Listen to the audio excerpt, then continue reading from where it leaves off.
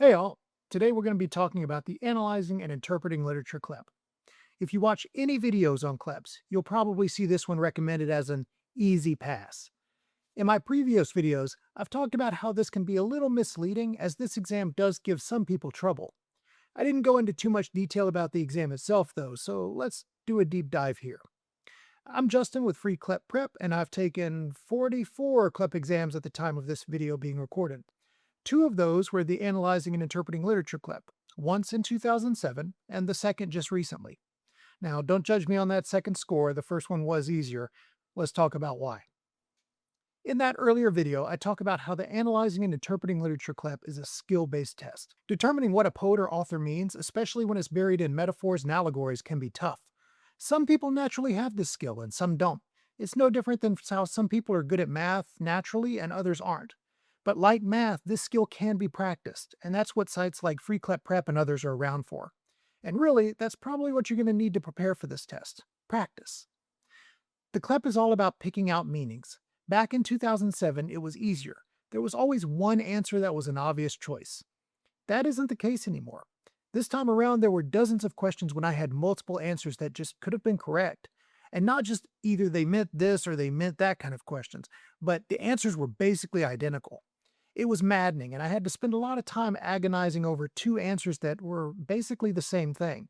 Now, if that's what College Board was going for, congrats, guys, you nailed it. Let's take a look at the sample questions from the fact sheet.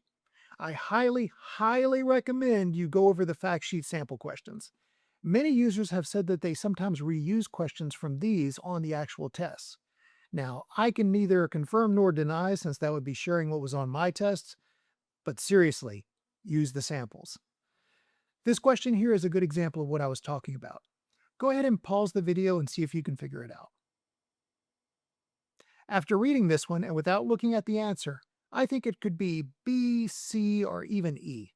The distance would only be injurious if he was still talking about his flesh, which would point towards either B or C. But the previous line ends with thought, so it's probably E. Reading a bit further shows that he's talking about wanting to be with someone, which reinforces that E choice.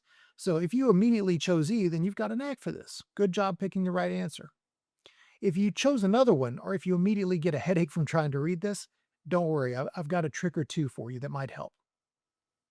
First of all, if you can't figure something out, read it out loud. I've said this before on the website, but the act of forming the words with your mouth can help. Most testing centers don't mind if you do this, as long as you do it quietly and you don't bother the other test takers. Ask the proctor before you start your test. And even if they tell you no, nobody can stop you from whispering to yourself. If the testing center provides headphones, put those on before you whisper. It'll help you hear yourself. It's weird, but true. Secondly, if you're stuck, read above and below the specified line to get a little bit more context. Be careful with this, as sometimes the authors will bounce around subjects and the provided answers will intentionally try to trip you up by doing that. But like our previous example, reading a bit further down showed us the author's motivation to be his beloved, which made our answer choices easier. The only other advice I can give for this exam is to understand your literary terms. You'll get asked what techniques the author is using, such as similes, metaphors, or even specific poetic meters like iambic pentameters and couplets. Knowing these will get some easy points since those questions don't feel as subjective as the interpreting ones. In terms of time limits, I finished with about 45 minutes left. Now, I'm a fast reader, so I'm probably an outlier here, but I feel like you should have plenty of time to answer all the questions. As I recommended before, read out loud if you need to. It'll be faster than reading it mentally 20 times. And as always, if you do find yourself running out of time, just make your best guess, mark it for review, and then move on. If you have time later on, you can come back and give it a second glance, but you always want to answer every question. A guess is better for your score than leaving one unanswered. If you haven't already, make sure you go to the free voucher from Modern States. Their final is more like the old 2007 version of the test in that there was usually only one obvious right answer surrounded by obvious wrong answers. I found it much easier than the real exam, so it's a good way to ease into things if you struggle with this type of test. Just keep in mind that more practice is probably a good thing.